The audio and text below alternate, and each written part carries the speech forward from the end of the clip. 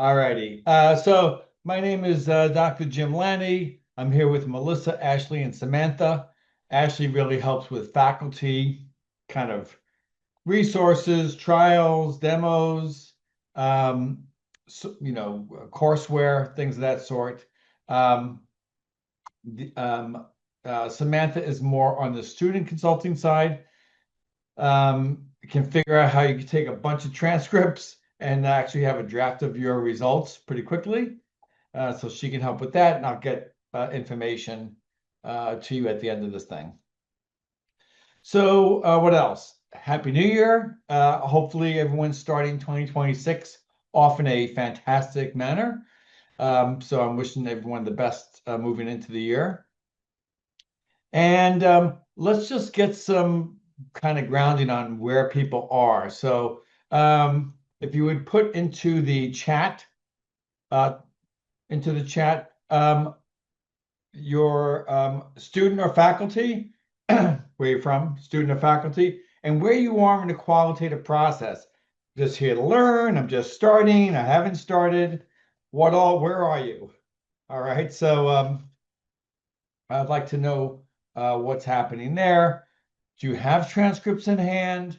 Um, what methodology are you using, or approach, I should say? Um, there's been a lot of conversation of late around Guba and Lincoln versus Brown and Clark versus other approaches. So I'm curious about who you are, where you are in the process, and what approach you're using. So I know that might be a lot. If you don't have any of those answers, that's okay. And I'm going to try to get to my chat here. Okay, so everything's going to be recorded. Working on your verification code, okay, blah, blah, blah. Faculty teaching quant at Florida International University. It seems like actually we are already in there at Florida International, or am I mistaken there? No, we're working with the some folks in their DMP program, but not necessarily in there yet, but we have some relationships, yeah. Okay, all right, got it. So you may want to share those with Deborah if they're related at all. Um, faculty teaching qual methods here to learn. Jitan, so I'm curious if you have a particular theoretical approach to this. Okay, are you purely in phenomenology or in Google Lincoln or in Brown and Clark? So I'd be curious about that. Faculty is Carolina, in North Carolina. I don't know if we're in over there, and I code by hand. Ah, Julie, that was the only thing we could do. And I have to write up the use case. So I spoke with happened to be a student who worked 50 hours on thematizing. We ran it through our tool, 15 minutes. She had found 5 themes. She found 4 or 5 themes. We found 5 themes that incorporated 3 of our themes incorporated hers, plus 2 new things. So I think this will be a huge win. Faculty, we can get you free trials with Ashley. Um, Ashley, feel free to throw in your info. Samantha, feel free to do the same. PhD student, just here to learn. Welcome. I don't have transcripts in hand yet. Brown and Clark. Okay. Social work, EDD. So hang on a second. In California, Stanislaus State, is that a Cal State? Kirsten, I think it is. Finishing up quantitative dissertation. I will touch on quant because we bang out quant results with discussion in about an hour. Could help you with that. And you can go to the Intellectus 360 website. The tool is $59 for the month. Nia at Houston, learn about qual. Steph is using Llama. Okay. To summarize, interesting. I'd be interested in hearing about that. I haven't heard much aside from the fact that it's free about Llama 3 too, but That makes me want to kind of look now. It's a CSU, yeah. So we're in many CSUs, three, four, five of them for quant. Melissa, are we in CSUs for qual as well or no? Cal States? I don't know. Ashley would have to check on that. Okay, all right. Okay, all righty. I appreciate the feedback. Okay, I'm statistician monitoring under the monitoring and evaluation, the Department of Substance Abuse, prevention, treatment, and rehabilitation. Uh, okay, so it's Babangadi. Um, that seems like a okay. So, um, so certainly I'll peek at the quant tool for you too. It's a qual workshop, but okay. If anybody has qual data, please send it to me and there's no better, exemplifying of things aside from doing people's work right in the moment. So if you have something, you can send it. Melissa, if you could throw on my 360 email address, and then I'll peek at that and happy to, well, send me your transcripts, send me your research questions, and I'll show you how we move from there. So, okay, enough for this. Let's keep going here. So, okay. Okay, so the Intellectus tool can save tons of hours. So it can do inductive coding, which is you just show up with transcripts, okay?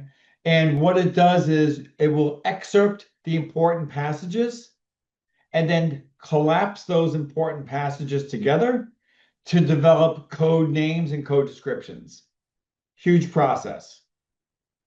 I had a faculty, and she was like, "I have a 500-page, knocked it out."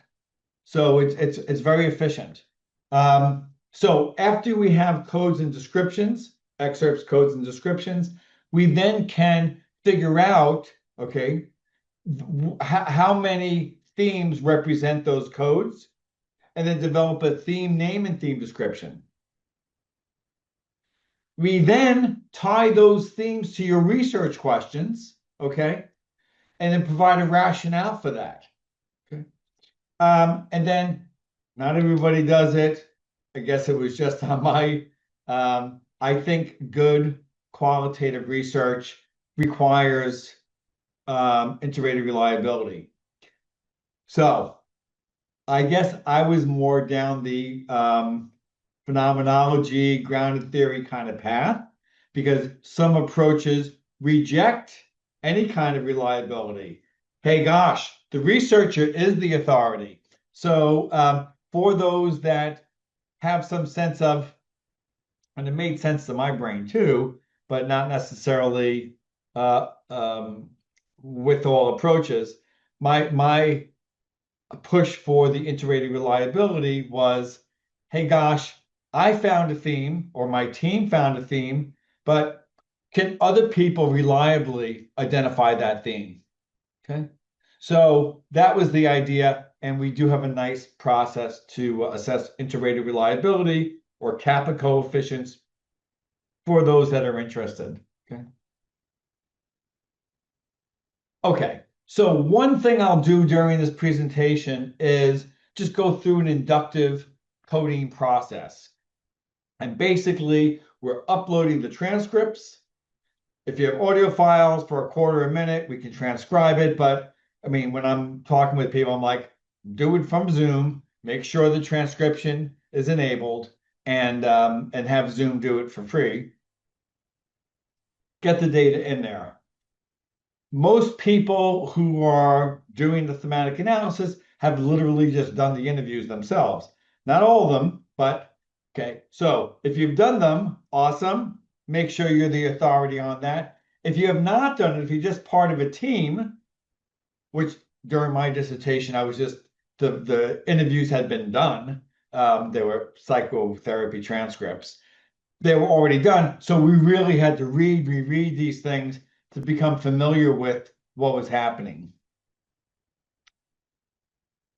Just to underline that one more time, that when you look at the codes and the themes, they're not going to make any darn sense unless they're grounded in some reality, okay? That they make sense to your brain and your team's brain. So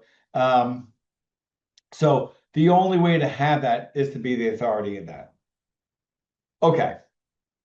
We can then generate these codes, inductive coding excerpt, okay? Develop codes and code descriptions. By the way, that's an AI mode, okay? You can also manually identify excerpts and codes too. So it's not purely an AI tool. It's a hybrid of manual and AI. After you get the AI, I'm at this stage here, after you get the AI codes and descriptions, you really got to look at them for lots of reasons. My sense, well, they're very descriptive in nature, as descriptions should be, I guess, but maybe it's too much. So for faculty publications, maybe you don't need a 50-word description, okay? For students, it's going to get picked up as an AI output. So you have to put this in your own voice. And did it with the names, and I'll show you some of them. But so you need to really look at those and just put it in your own voice. One of the problems that I've come to learn over the years now is that AI is not my voice. And there's not that feedback loop yet where I edit it and it starts to recognize me and my voice. So until that time, you need to edit. The generating the themes by auto coding. This was this is an important part. And figuring out how many themes there should be, and then which codes go with which themes, okay? And then developing that theme name and description. So that's an important process. People often ask me, how many themes should I select? And I guess the answer is a fewfold, that you should have as many themes that people can keep in their heads. I had 22 themes. It seemed unruly at some point. They were bucketed into different stages, but it would be hard for someone to walk away from reading my dissertation and saying, oh yeah, I can recite back to you those 22 themes. There's no way. So it'd be nice to have something that you could hold in your head. The other parts are that, if you have excerpts and codes that have 12 themes, then you have 12 themes. Having this kind of a priori, I only want 6 themes, which people come to me and tell me, my advisor only wants 6 themes. I think it's okay to have some practicality to it, like some practical number of themes, but I think to be hard and fast about it, just kind of before you even start, I think is kind of making it up, and I just don't think that's quite right either.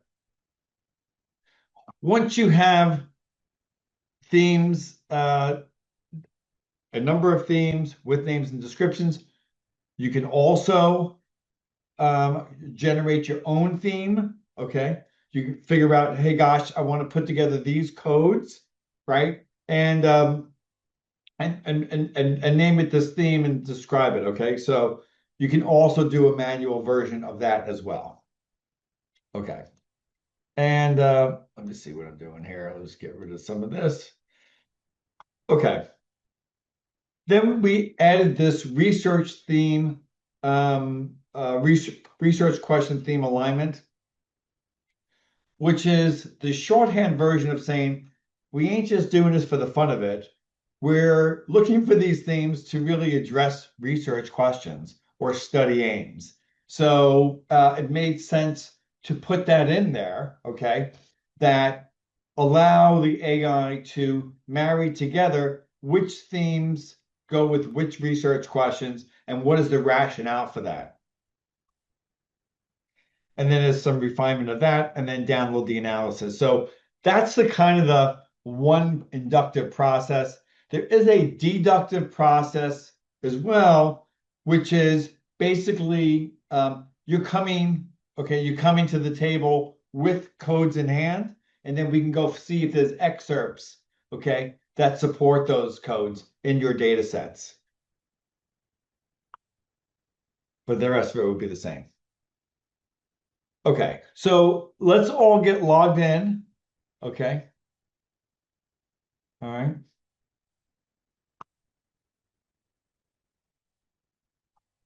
And I see I misspelled something. Thank you, David. Dress me up, educate me, but still can't spell. All righty. So let's get to this. Dismiss. Okay. Did anybody send me data? Melissa, did I get anybody to send data?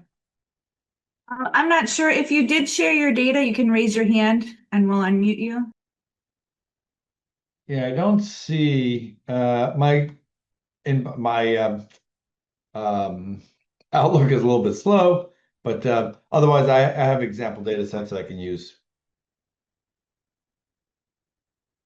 All right, so I don't see anything cooking through here, but let's just carry on here. So how do I use this thing? So this is the tool, Intellectus Qualitative. It's web-based. There's no updating. We update it on occasion in the middle of the night, one time, we're done.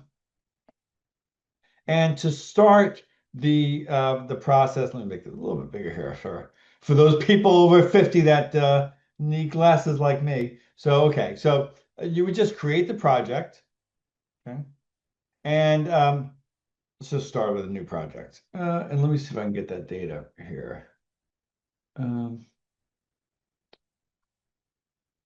Okay, I think so. Create new project. So put in a project name, demo Jan 8. Okay. Then we want you to put in your research questions. Okay. Methodology, description. That is what approach you're using. Purpose statement, theoretical framework, participant description. This is not this only the research questions are really maybe the methodology, but the research questions that tie the themes to your research questions. The rest of it is going to be used for a discussion draft, which is in the middle of being reworked. Okay.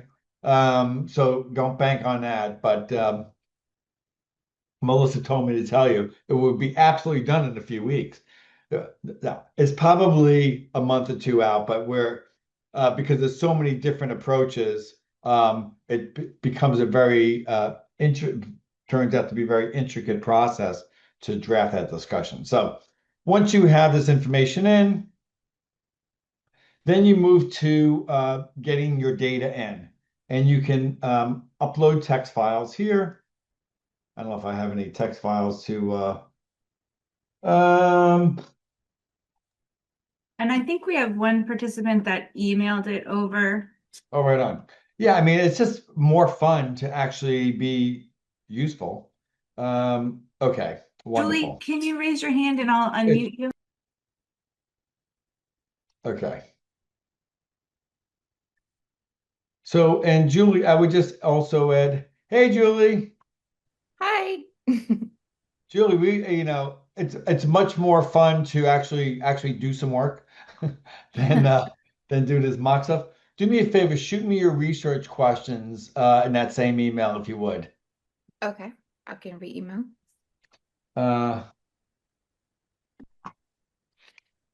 So while you're doing that, I'm going to back out and then we'll start the process again here. So thank you for volunteering.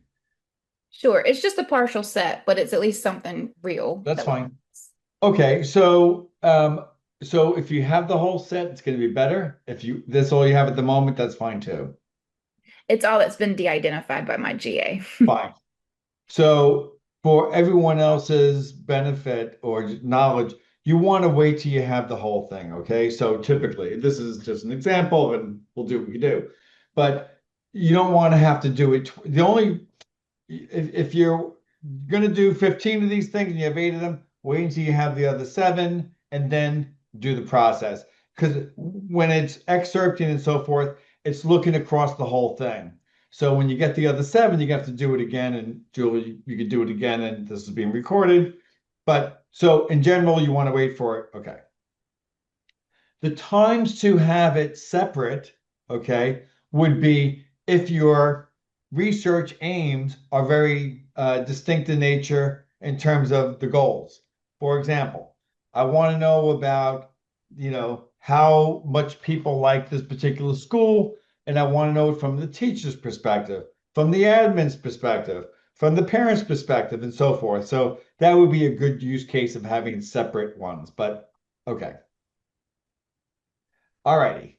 So we just go to create project, new project. We go Julie. Okay. And then my research questions, which you were so kind to put in here. So I'm just going to add research question 1.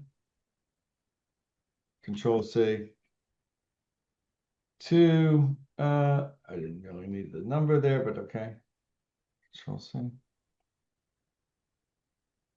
And 3.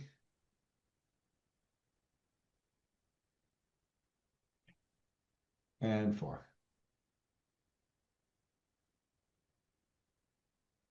Okay, and then what is this? So what traits and behavior?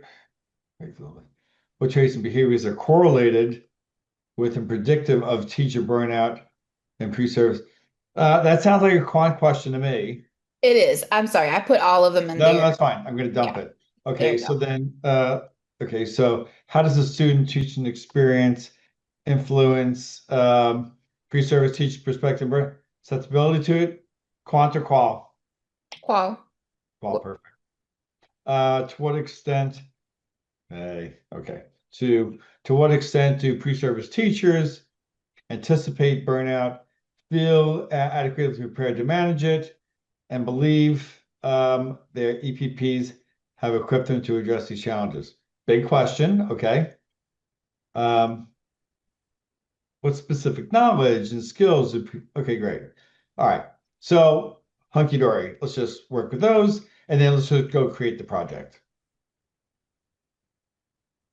Okay. So let's just go to, let me cancel out of this. Let me, you think you have 2 screens, that's enough? No, turns out not to be. Okay. So let's just go to upload text files, and then let's just go to y.1. Okay. Oops, this is a zip file. Okay, it doesn't like that. Okay. Transcripts. Okay, so I have 3 focus groups. Let's just see if I can. You want me to send them separately? Nope, no, I got it. This is taking a second to. Okay. So 1, 2, 3. Hey, 1, 2, 3. Put this over here. Okay. Presumably it moved it. So let's just see what I can do here. So if I go to my desktop, and then I have focus group meetings. 1, 2, 3. Got it. Okay. So take the data, upload it. And these things move pretty quickly. So here's one of them. Okay, great. Here's the other one, other one. Okay. So the first thing I would do is I would go to the AI tools and then go to the inductive coding. Again, what it's doing is identifying important excerpts, collapsing them together, and then creating a code name and description.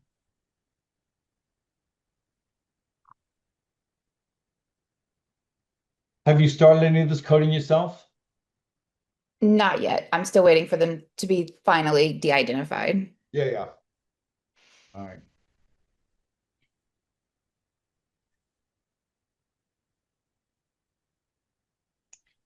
Okay, so from these three, there's 58 excerpts and 5 codes that were found. And I'm just going to apply them to the project.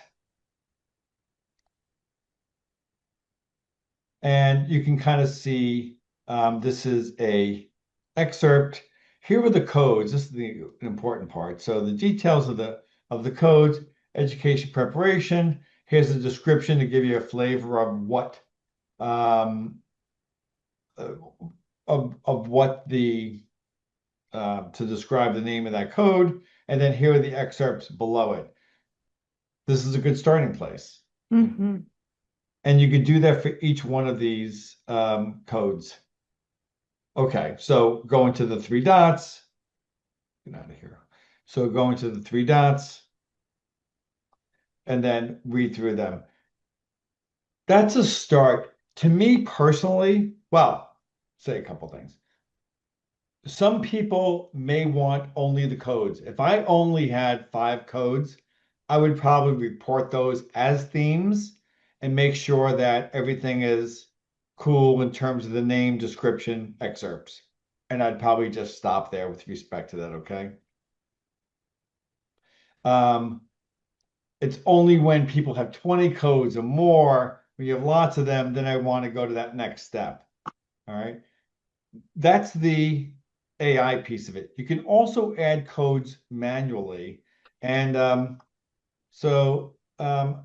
if I have AI, so I just have a code name. So let me just see if any of these, do you have any codes off the top of your head, Julie?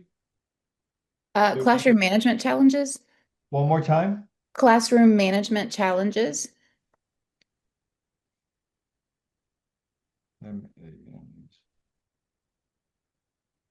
There's no classroom management challenges in the world here, is there? No. Okay. All right. And then some description. And then what we can do is, so we can then tie a, well, that's you, I think. So, let's just, well, so you can select a passage then, and then tie it to your manual code. Okay. All right.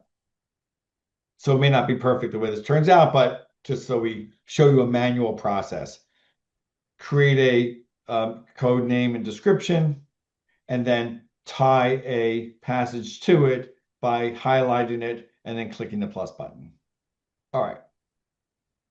Then we could also, by the way, if you only had codes, let me just go through that a second. If you had codes a priori, you can go to this these 3 dots here to import or export your code book. So here you would just put in your, your code names. Well, these are codes. You would put in your code name and code description, and then you can upload that, okay? And once you have it uploaded, then you can run a deductive process to find excerpts to support your existing codes. So inductive, go find excerpts, create codes.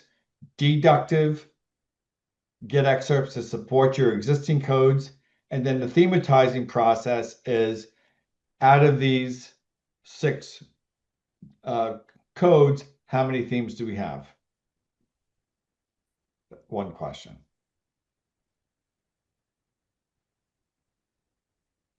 So it's identified 3 themes. Okay. And you can up and down this if you have a sense of, hey, I need more than this. I mean, I wouldn't do anything more with just 6 codes, but at the moment, it's identified 3 themes. And once you endorse that, you can see the theme here has got that icon, and and then the codes are indented. So for sure, you want to go through the dots and look at the details of that theme name. Navigating academic time demands, seem reasonable. The description of that, okay, and then the codes, then the excerpts that go with it. Go to the next Okay. The next theme, okay. Details, navigating professional preparedness, challenges in education, including ed prep and classroom management. Great. And ditto for the third theme. So once I'm on this transcript tab, okay, and I've uploaded my data, I've inductively excerpted and created code names and descriptions. I've added my own manual codes. Then I have generated themes, the number of themes, theme name, and theme descriptions. Again, you could also manually have added a theme, okay? So once that initial process happens, you can see it happens kind of quickly. It's not 50 hours. I then like to go right to the insights document. And in the insights document, I'd like to go to the bar chart, okay? And I want to just peek at what's happening here. So this is at the theme level. So these are your three themes here. These are your participants here. And what I like to look for is two things. One is the representativeness of participants across a theme. So what I mean by that is this theme, all three participants contributed. Like that, very much. Sometimes you only have one theme with one participant. Not so much. Is this a theme, or is this Fred's unique theme? All right. So one thing is the distribution of these guys across it. The other thing is the number of excerpts and examples they have of that. So this person here, well, this focus group, they contributed 12 excerpts. These folks contributed 15. These folks contributed 17 to almost whatever, 44 or so. We probably need that more granular, Melissa. But it's so 44 total. So to me, very, very good theme to explore and dig down into.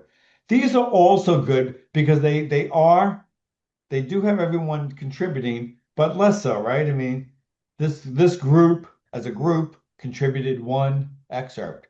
This group contributed just one excerpt. So you'll see a rich, when you have many more themes, many more focus groups or participants. I know focus groups are pretty, robust in terms of the conversations going on. So, but I like to do the plotting. Okay. This helps me to figure out, oh, I don't like that theme, navigating academic time demands. I would go back here and I would delete that sucker. Okay. And I would delete it and get it out of there. So I use the insights tab and the bar chart to kind of help me understand that.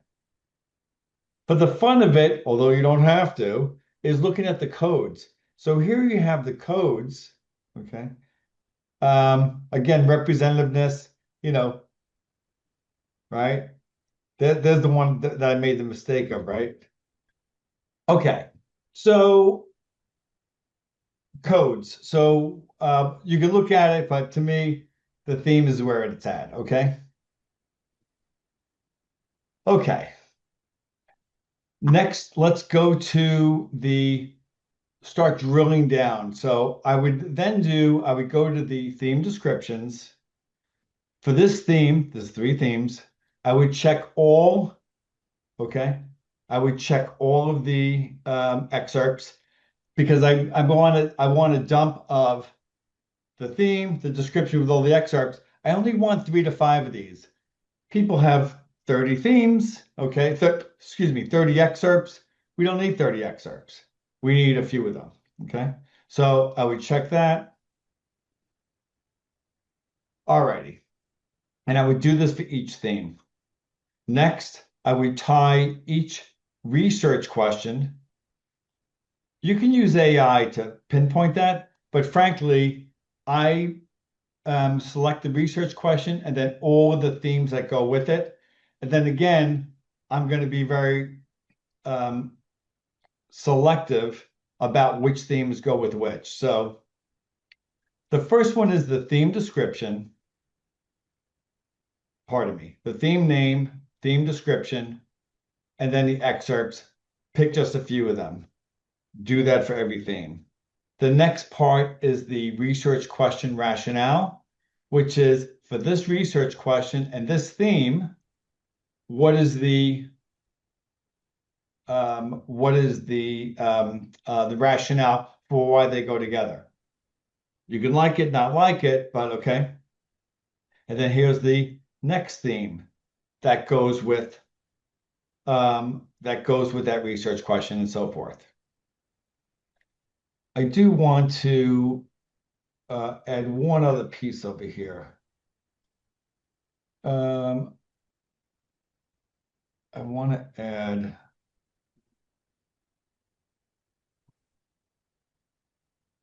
at the end of the day here, I would have it be something like this.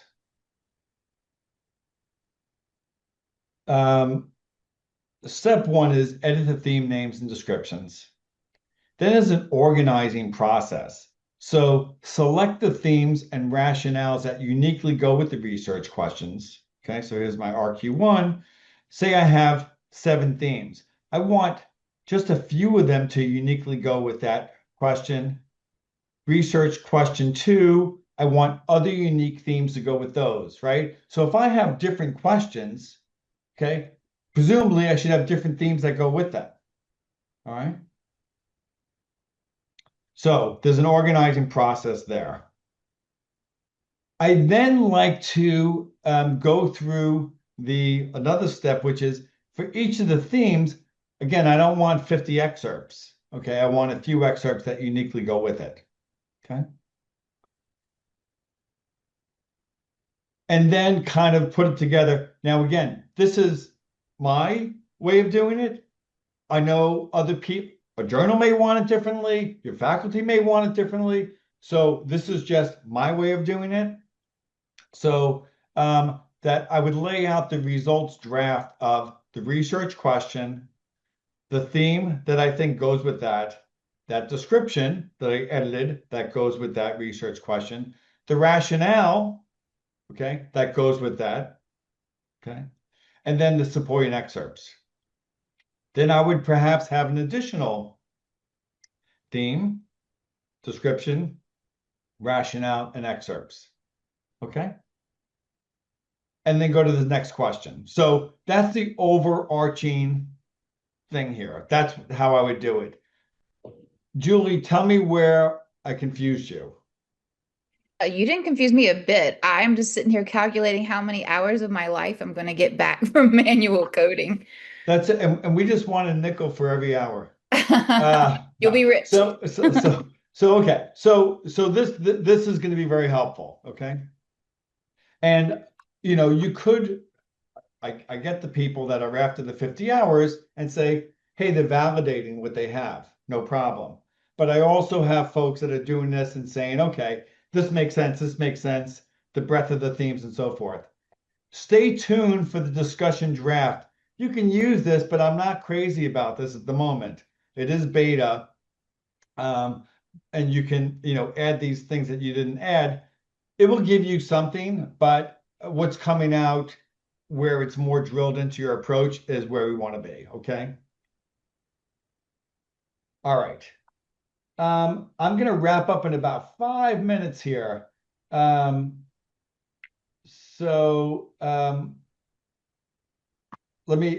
questions you have for me, Julie? No, this has been great. Thank you. Wonderful. Thank you so much. Any other quick questions? If you can just show how to drag over that from the transcript view, how to expand the code section. So here? No. This? Is this what you're referring to? Yeah, do you highlight over and you can just expand it so you can see the whole thing? Like I just did? Yeah. Yeah. And then what sections of insights generated that? Alicia generated what? Oh, the rationale. So if you could show that too. So once you have your excerpts, theme name, theme description, and then we go to the insights. And I was under the research question rationale.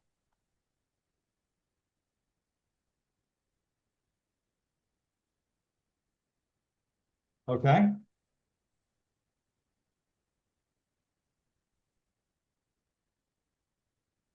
Other questions at the moment, and then let me just also, Melissa, I need to wrap up. I'm sorry. The can I say? So let me just put out some contact information. This is a QR code to get on 15 minutes with me. Students can reach out to Samantha. Faculty, we can give demos, trials, okay? Reach out to Ashley, Melissa for everything else, or to get me to do something else. And then contact info, okay? And we'll send the recording to everyone. If you Yeah. have additional questions, feel free to just reply to that email and we can answer any questions you have, okay? Terrific. I'm sorry to cut this short all. I wish you a good new year, and we'll send you the recording and upcoming videos. Thank Upcoming you. webinars. Thank you all so much. All right. Bye-bye now. Bye bye.